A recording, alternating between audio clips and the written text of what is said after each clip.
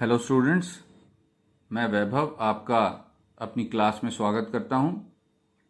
हम इंटेग्रल्स की 7.2 एक्सरसाइज पिछली क्लास में सॉल्व कर रहे थे और क्वेश्चन नंबर 21 तक पहुंच गए थे। क्वेश्चन नंबर 22 सिमिलर ही है, तुमने अपने आप ट्राई करना है। क्वेश्चन नंबर 23 हम देख लेते हैं। अब क्वेश्चन नंबर 23 है sine inverse x upon 1 minus x square under root d x. तो इस क्वेश्चन में स्टूडेंट्स मैं सॉल्व नहीं करूंगा, सिर्फ हिंट दूंगा कि साइन इनवर्स एक्स को तुमने सब्स्टिट्यूट करना है तो 1 upon 1 minus x square D x जो है तुम्हारा डेरिवेटिव बन जाएगा।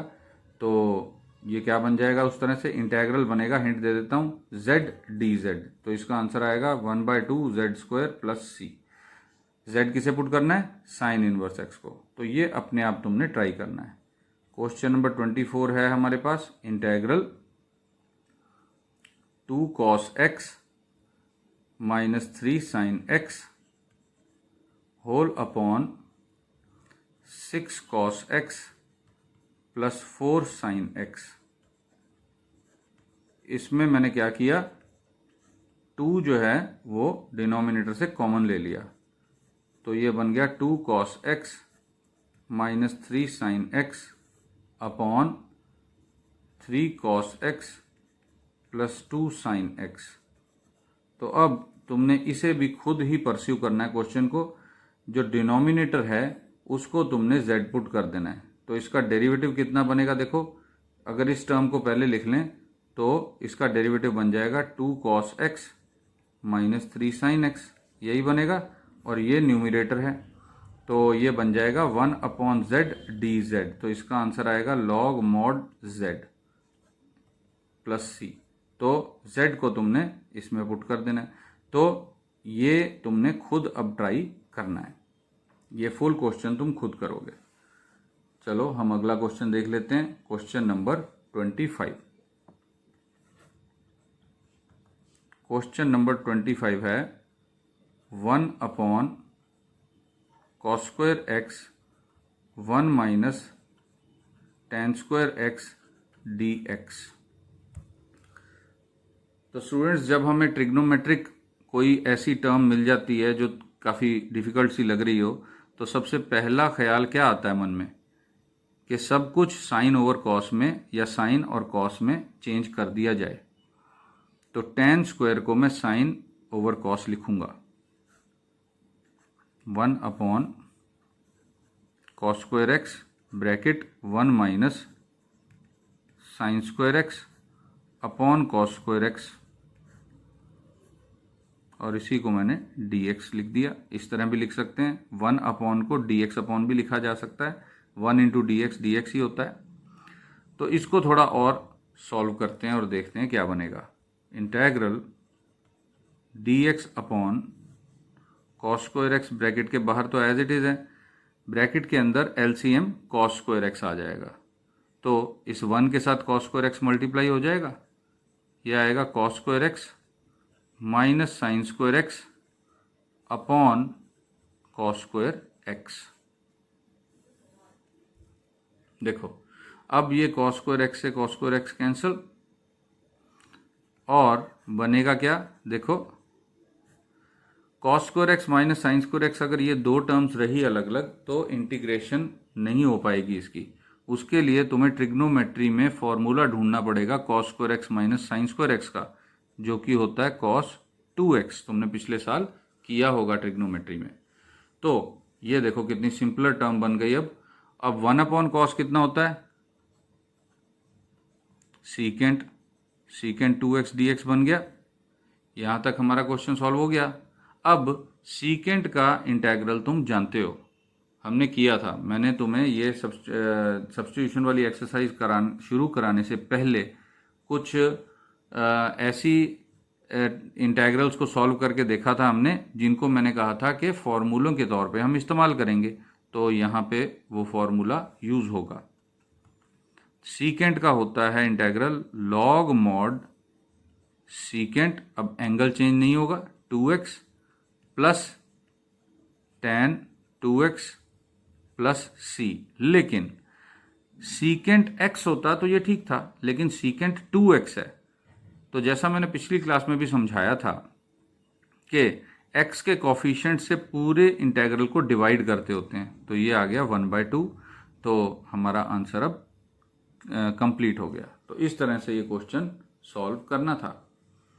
अब हम अगले क्वेश्चन की तरफ चलते हैं। Question number 26। I is equal to integral cos root x upon root x d x. तो स्टूडेंट्स, इसका भी मैं तुम्हें सिर्फ एक हिंट दूंगा कि रूट एक्स को z पुट कर दो तो 1/2 रूट एक्स डी एक्स जो है वो डी जेड बन जाएगा। देखो 1/, तो ये कॉस जेड बन जाएगा और उसका इंटेग्रल तुम बड़ी ही आसानी से कर सकते हो। तो चलो क्वेश्चन नंबर 27 देखते हैं फिर हम।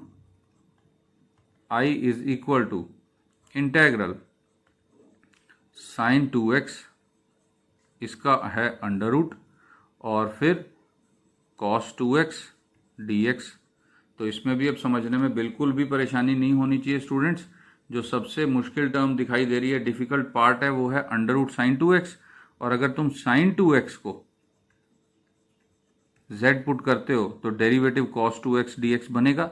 हाँ, 2 सामने आएगा इसके, तो उसको तुम दूसरी तरफ ले जाना। तो ये सब्सटीट्यूशन करके तुम क्वेश्चन नंबर 27 सॉल्व कर सकते हो। और इसी तरह क्वेश्चन नंबर 28 भी है। क्वेश्चन नंबर 28 है integral of cos x upon 1 plus sine x under root d x. इसमें तुमने 1 प्लस साइन x को z पुट कर देना है, क्योंकि 1 का तो डेरिवेटिव 0 ही हो जाएगा। तो cos x dx dz बन जाएगा। देखो cos x dx dz, तो ये बन जाएगा integral of dz upon under root z। तो इसको सॉल्व करना तुम जानते हो, z की पावर -½ है ना, तो z की पावर -½ का इंटेग्रल तो तुम जानते हो। फिर बाद में तुमने z की जगह 1 प्लस साइन x पुट कर देना है। तो स्टूडेंट्स, ये प्रैक्टिस करनी है, तुमने खुद प्रैक्टिस करनी है। अगर खुद प्रैक्टिस ना की इन क्वेश्चंस की, तो बने बनाए क्वेश्चंस देख देख के तुम अपना दिमाग चलाना जो है नहीं सीख पाओगे। इसलिए ये क्वेश्चंस, कुछ क्वेश्चंस जो हैं वो तुम्हारे ऊपर भी मैं छोड़ रहा हूं, जो कि सीधा सीधा हमें समझ में आ रहा है कि क्या सब्स्टिट्यूशन हमने करनी है। तो चलो अगले क्वेश्चन की तरफ चलते हैं। तो स्टूडेंट्स, ये है हमारा question number 29। I is equal to integral of cot x log of sine x d x. तो इसमें कौन सा डेरिवेटिव है और कौन सा फंक्शन है? देखो ऑब्वियसली ये पार्ट हमारा फंक्शन का ही होगा, क्योंकि डेरिवेटिव करके लॉग हट जाता है। जब हम लॉग के किसी फंक्शन का, लॉगरिथमिक फंक्शन का डेरिवेटिव करते हैं तो लॉग गायब हो जाता है। लॉग एक्स का डेरिवेटिव 1/x होता है। तो हम ऐसा करते हैं, एक बार ये पुट करके देखते हैं। Put log sine x is equal to z. हमने डेरिवेटिव किया तो 1/sin x आ जाएगा, और फिर साइन एक्स का derivative cos x dx is equal to dz। तो देखो हमारी बात बन गई। cos अपॉन साइन क्या होता है? cot x dx is equal to dz। तो cot x dx ये बन गया हमारा dz। तो देयरफॉर I क्या बन गया? log ऑफ साइन x है z और बाकी है dz is equal to 1/2 z square plus c, यानी कि 1/2 log sine x whole square plus c। ये आंसर आ गया हमारा। अब क्वेश्चन नंबर 30 तुम खुद कर सकते हो। क्वेश्चन नंबर 31 मैं कंसिडर कर रहा हूं। क्वेश्चन नंबर 31 है sine x upon 1 plus cos x whole square dx। तो इसको कैसे सॉल्व करना है? बहुत सिंपल है स्टूडेंट्स। 1 प्लस कॉस एक्स का डेरिवेटिव होगा माइनस साइन एक्स, और साइन एक्स dx के साथ मल्टीप्लाई में भी है। तो हम पुट करेंगे, put 1 plus cos x is equal to z. तो यहां से हमारे को मिल गया minus sine x dx is equal to dz। तो साइन एक्स dx कितना बन जाएगा? साइन एक्स डी एक्स बन जाएगा minus d Z. Therefore I becomes, ये जो माइनस डी जेड का माइनस है बाहर लगा दिया, D z upon Z square, यानी माइनस इंटेग्रल ऑफ जेड की पावर -2 डी जेड। ठीक है स्टूडेंट्स, ये आ गया। इसके बाद इंटेग्रल करना तो हमें आता ही है, क्या करेंगे, i is equal to minus z की power -2 + 1 upon -2 + 1 plus c is equal to, ये -2 + 1 जो है ये इस माइनस के साथ कैंसिल हो जाएगा और z की पावर कितनी आ जाएगी, -1, यानी 1 अपॉन जेड। तो ये बन जाएगा 1 अपॉन जेड प्लस सी। तो 1 अपॉन जेड, जेड कितना था 1 प्लस कॉस एक्स, तो हमारे पास आंसर आया 1 upon 1 plus cos x plus c. ये हमारा आंसर हो गया। तो ये था क्वेश्चन नंबर 31। अब देखते हैं हम क्वेश्चन नंबर 32। तो स्टूडेंट्स ये है question number 32। I is equal to integral of 1 upon 1 plus cot x d x. 1 plus cot x है, इसको सिंप्लीफाई करने के लिए हमें साइन कॉस में इसको लिखना पड़ेगा। तो साइन कॉस में लिख लेते हैं, D x upon 1 plus cos x upon sine x. अब यहाँ पे एलसीएम लेंगे हम, और ये एलसीएम साइन एक्स ऊपर चला जाएगा, तो वो मैं सॉल्व करके लिख रहा हूँ। ये हो जाएगा sine x d x upon sine x plus cos x. ठीक है स्टूडेंट्स, देखो साइन एक्स इधर 1 के साथ मल्टीप्लाई हो जाएगा, अपॉन साइन एक्स आ जाएगा, वो साइन एक्स ऊपर चला गया, तो हमारे पास ये बन गया, ये हमारे पास है sine x upon sine x plus cos x. तो इसको कैसे सॉल्व किया जाए, जब हमारे पास ऊपर कॉस एक्स या साइन एक्स में से एक हो और नीचे डिनोमिनेटर में sign x plus cos x हो, तो हम क्या करते हैं, देखो हम पहले तो 2 से मल्टीप्लाई डिवाइड करते हैं इंटेग्रल को। 2 sine x upon sine x plus cos x d x. फिर हम ऐसा करते हैं कि कॉस एक्स से जो है यहाँ पर प्लस और माइनस करेंगे न्यूमरेटर में। 2 sine x plus cos x minus cos x whole upon sine x plus cos x d x. हम ये सब कुछ क्यों कर रहे हैं, अभी देखो तुम्हें बिल्कुल क्लियर हो जाएगी पिक्चर। 1/2 इंटेग्रल, अब ये साइन एक्स जो है वो ट्वाइस है, 2 बार पड़ा हुआ है, तो एक साइन एक्स हम कॉस एक्स के साथ जोड़ देंगे और एक साइन एक्स को माइनस कॉस एक्स के साथ हम भेज देंगे। तो sine x plus cos x ये अलग बन गया, plus sine x minus cos x ये अलग बन गया, whole upon sine x plus cos x d x. ये इस तरह का हमारे पास इंटेग्रल फॉर्म हो गया। तो ऐसा हमने क्यों किया है, इंडिविजुअल डिवाइडिंग करने के लिए। अब तुम्हें समझ में आ रहा होगा कि sign x plus cos x, ये जो ब्रैकेट है हमारा, इसके नीचे sign x plus cos x अलग जाएगा तो कैंसिल आउट होकर 1 बनेगा, उसका इंटेग्रल हम कर सकते हैं। और sign x minus cos x के नीचे जब sign x plus cos x जाएगा तो नीचे वाले को z पुट करके ऊपर वाला न्यूमरेटर हमारे पास आ जाएगा। तो चलो आगे बढ़ाते हैं इस क्वेश्चन को। हम ऐसा करते हैं, इंडिविजुअल डिवाइडिंग कर देते हैं, is equal to 1/2 integral sine x plus cos x upon sine x plus cos x d x. एक इंटेग्रल ये बन गया, दूसरा 1/2 integral sine x minus cos x upon sine x plus cos x d x. तो ये 2 integral बन गए, जिसमें से कि ये तो कैंसिल आउट होके 1 बन गया, इसको तो हमने सॉल्व कर लिया और इसको अभी हमने सॉल्व करना है। तो हम आगे चलते हैं।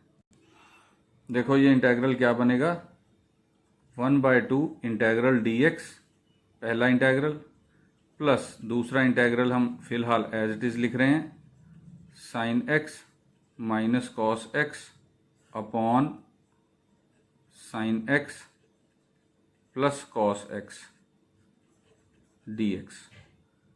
तो ये पेज अब हम हटा देते हैं, इस स्टेप पे कंसंट्रेट करते हैं।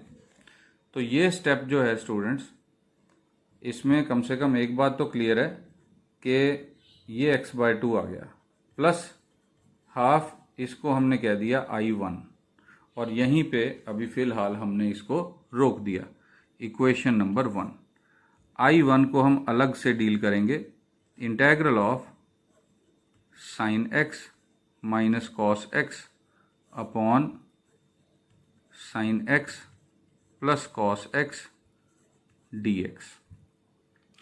देखो sine x plus cos x जो है उसका डेरिवेटिव कितना आएगा, cos x minus sine x, इसका डेरिवेटिव ये आएगा जो कि सिमिलर है इससे। तो हम पुट कर देते हैं, put sine x plus cos x is equal to z. Differentiate किया तो क्या आएगा, cos x minus sine x d x is equal to d z. लेकिन हमारे पास यहाँ sine x minus cos x है तो माइनस कॉमन ले लो यहाँ से, ये बन जाएगा sine x minus cos x d x is equal to d z. तो माइनस उस तरफ भेज देते हैं हम, sine x minus cos x d x is equal to minus d z. तो ये आ गया हमारे पास पूरा का पूरा integrand in terms of z. Therefore I1 is equal to minus d z का माइनस बाहर लगाया, integral d z upon z. देखो ये पूरा जेड था और ये पूरा माइनस डी जेड था, तो minus log mod z plus c, यानी कि I1 की वैल्यू आ गई minus log mod sine x plus cos x plus c. तो अब इसको इक्वेशन नंबर 1 में पुट कर देते हैं। पुट दिस इन 1, कितना आ जाएगा, I is equal to 1/2x plus 1/2 minus log mod sine x plus cos x plus c. तो ये माइनस ब्रैकेट खुलेगा तो माइनस में चेंज हो जाएगा। देखो 1/2x minus 1/2 log mod sine x plus cos x plus c. अब तुम कहोगे 1/2 सी क्यों नहीं लिखा मैंने, क्योंकि सी एक कांस्टेंट टर्म है। तो कांस्टेंट जो होता है, अगर सी कांस्टेंट है तो c/2 भी तो कांस्टेंट ही होगा, तो इसलिए हमने उसको सी ही रखा है। तो ये हमने क्वेश्चन नंबर 32 कंप्लीट किया। अब क्वेश्चन नंबर 33 अगर हम देखें तो वो क्या है, क्वेश्चन नंबर 33 है integral dx upon 1 minus tan x। इसको भी जब हम साइन ओवर कॉस में लिखेंगे तो क्या बन जाएगा, dx upon 1 minus sine x over cos x, और ये बनेगा cos x dx upon cos x minus sine x। तो स्टूडेंट्स ये भी बिल्कुल वैसा ही बन गया जैसा क्वेश्चन नंबर 32 अभी अभी हम करके आए हैं। तुमने बिल्कुल वैसे ही करना है, इस क्वेश्चन को 2 से मल्टीप्लाई डिवाइड करना है, 2 cos x upon cos x minus sine x dx, फिर sine x multiply plus minus करना है, 2 cos x plus sine x minus sine x whole upon cos x minus sine x dx। तो इसके बाद का part अब तुमने खुद कैरी आउट करना है स्टूडेंट्स। बिल्कुल सिमिलर क्वेश्चन है ये। और एक बात और मैं बता देता हूँ स्टूडेंट्स, कि ये चार क्वेश्चन हैं एक तरह के, dx अपॉन 1 प्लस या माइनस tan x, और दूसरा dx अपॉन 1 प्लस या माइनस cot x। ये काफ़ी इम्पॉर्टेंट टाइप है, और जैसे मैंने क्वेश्चन नंबर 32 सॉल्व किया बिल्कुल उसी तरह ये चारों क्वेश्चन सॉल्व होंगे। ये चार क्वेश्चंस में से दो तो आ ही गए यहाँ पे, 1 माइनस tan x और 1 प्लस cot x। बाकी जो दो रह गए वो तुमने खुद ज़रूर कैरी आउट करने हैं। और अब हम चलते हैं अगले क्वेश्चन की तरफ, क्वेश्चन नंबर 34। तो क्वेश्चन नंबर 34 है integral of tan x under root upon sine x cos x dx। इसमें हम क्या कर सकते हैं, कौन सा डेरिवेटिव है, कौन सा फंक्शन है, ये सोचने के लिए हमें एक बात गौर करनी चाहिए कि tan x अंडर रूट के अंदर है। अगर हम अंडर रूट tan x को डेरिवेटिव फंक्शन मानेंगे तो उसका डेरिवेटिव में भी अलग से एक अंडर रूट tan x आएगा, और वो भी आएगा डिनोमिनेटर में। और अगर हम tan x को फंक्शन मान के tan x का डेरिवेटिव देखते हैं सीकेंट स्क्वायर, तो वो यहाँ पे नहीं है। लेकिन एक काम तो हो सकता है, हम यहाँ सीकेंट स्क्वायर से मल्टीप्लाई डिवाइड तो कर सकते हैं। तो चलो कर देते हैं, under root tan x into secant square x dx upon sine x cos x secant square x। तो ये तो आ गया। अब इसको थोड़ा सॉर्ट आउट करते हैं, देखते हैं कि क्या हो सकता है इसका। Under root tan x secant square x dx upon sine x into cos x into, ये जो डिनोमिनेटर में सीकेंट स्क्वायर है इसको मैंने लिख दिया 1 अपॉन कॉस स्क्वायर x। तो ये एक पावर हो गई कैंसिल, यहाँ बचा sine x upon cos x, ये बचा। तो हमारे पास क्या बन गया, ये under root tan x secant square x dx upon tan x। देखो सारा का सारा इंटीग्रेंड हमने tan और सीकेंट में बना लिया, जो कि अब हमें थोड़ा सा इजी लगने लगा। क्यों? क्योंकि ये रूट नीचे आ जाएगा, एक और टर्म खत्म हो जाएगी। कैसे? अगर रूट एक्स अपॉन एक्स हो तो 1 अपॉन रूट एक्स रह जाता होता है। कैसे? इसको root x into root x लिख लो, एक रूट कैंसिल हो गया।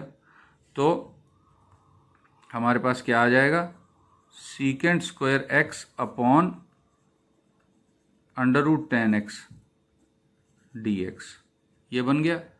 ये कैंसल आउट हो गया इससे, क्योंकि tan x को हम root tan x into root tan x लिख सकते हैं। एक कैंसल हो गया तो ऊपर वाला कैंसिल हो गया और नीचे एक रूट tan x बच गया। तो अब हमें क्लियरली पता है हमें क्या करना है, किसे सब्स्टिट्यूट करना है, हम ये सब क्लियरली जान रहे हैं। अब कैसे करना है, tan x को कर दो पुट z, इसका डेरिवेटिव कितना हो जाएगा, secant square x dx is equal to dz। ठीक है स्टूडेंट्स, तो i क्या बन गया, i बन गया dz upon under root z, यानी कि z की पावर माइनस हाफ dz। तो अब ये देखो कितना आसान हो गया ना।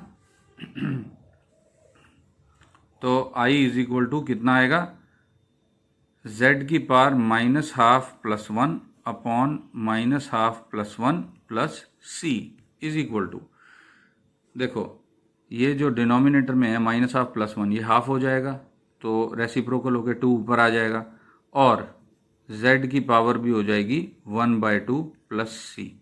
तो हमारे पास सॉल्व करके क्या आ गया, 2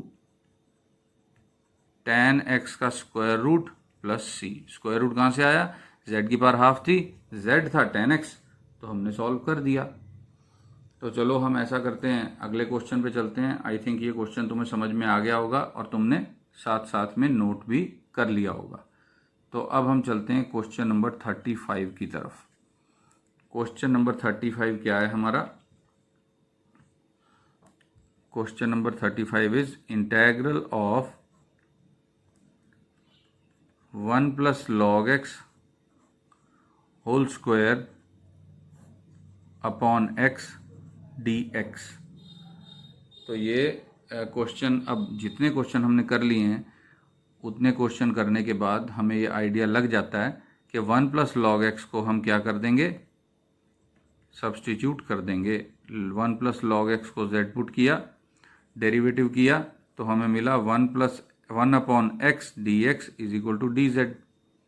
1 का डेरिवेटिव 0 हो गया, तो इंटेग्रल क्या बन गया, therefore integral is equal to integral z square d z. देखो 1 अपॉन एक्स डी एक्स तो डी जेड बन गया, और 1 प्लस लॉग एक्स था जेड, 1 प्लस लॉग एक्स का स्क्वायर था तो जेड का भी स्क्वायर हो गया। तो सोचो फिर इसका क्या होगा इंटेग्रल, बड़ा आसान हो गया ये, 1/3 जेड पावर 3 प्लस सी। तो जेड की वैल्यू पुट कर दो तो हमारा आंसर आ गया, I is equal to 1/3 1 plus log x whole power 3 plus c. तो ये आ गया हमारा आंसर। तो अब हम अगले क्वेश्चन की तरफ चलते हैं। ये है हमारा question number 36। I is equal to x plus 1 x plus log x whole square upon x d x. तो हमने पुट कर दिया इसमें x प्लस लॉग एक्स को z। क्यों किया अभी पता लग जाएगा। डेरिवेटिव करोगे तो 1 प्लस 1 अपॉन एक्स आ जाएगा, साथ में ब्रैकेट लगा के हमने dx लिखना है जो कि dz के बराबर है। ब्रैकेट ज़रूर लगानी है स्टूडेंट्स, क्योंकि ये dx दोनों के साथ मल्टीप्लाई होगा। अब इसको थोड़ा सा एलसीएम लेके चेंज करेंगे तो x प्लस 1 अपॉन एक्स बन जाएगा ये, साथ में dx is equal to d z. तो देखो हमारा इंटीग्रेंट कैसा है, x plus 1 upon x d x, ये तो बन गया डी जेड, और x प्लस लॉग एक्स क्या था यहाँ पर z, तो ये जेड स्क्वायर। तो हमारा इंटेग्रल तैयार हो गया जेड स्क्वायर डी जेड। तो 1/3 जेड क्यूब प्लस सी, ये इंटेग्रेशन हो गई। देखो अब z की जगह इसकी वैल्यू पुट कर देते हैं, therefore i is equal to 1/3 x plus log x whole power 3 plus c. तो ये हमारा हो गया क्वेश्चन सॉल्व, क्वेश्चन नंबर 36। अब हम चलते हैं क्वेश्चन नंबर 37 पर। तो question number 37, i is equal to integral of x power 3 sine tan inverse x power 4 whole upon 1 plus x power 8 dx। तो अब तुम ये सोच रहे होगे कि ये तो बहुत ही ज़्यादा डिफ़िकल्ट टाइप है। नहीं है इतना डिफ़िकल्ट। देखो थोड़ा सा सोचो इस बारे में कि tan इनवर्स x पावर 4 सबसे अजीब चीज़ लग रही है हमें इस पूरे इंटेग्रल में, क्योंकि साइन के अंदर तो x होता है, लेकिन x की जगह ये इतना जो इन्वर्स ट्रिग्नोमेट्रिक फंक्शन है वो भी x पावर 4 के साथ। तो अगर हम इसी को z पुट कर दें तो क्या होगा, देखो 1 प्लस एक्स पावर 8 भी आएगा और एक्स क्यूब भी आएगा। तो हमने क्या किया, put tan inverse x power 4 is equal to z। Derivative किया तो क्या बन गया, 1 upon 1 plus x power 8 into 4x cube d z d x is equal to d z. तो एक्स क्यूब भी यहाँ है, 1 प्लस एक्स पावर 8 भी यहाँ पर है, तो हमारे पास आ गया x cube d x upon 1 plus x power 8 is equal to 1/4 d z.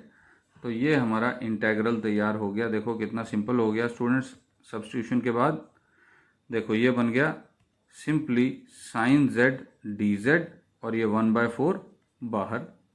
तो अब हम जानते हैं इसका इंटेग्रल क्या होगा, इसका इंटेग्रल होगा minus cos z d plus c. तो z की वैल्यू पुट कर दो, -1/4 कॉस tan inverse x power 4 plus c. तो ये आ गया हमारा आंसर। तो स्टूडेंट्स मैं आशा करता हूँ कि तुमको एक्सरसाइज 7.2 अच्छी तरह समझ में आ गई होगी, और अगली क्लास में हम अगली एक्सरसाइज पर चलेंगे। तब तक best of luck. Thank you.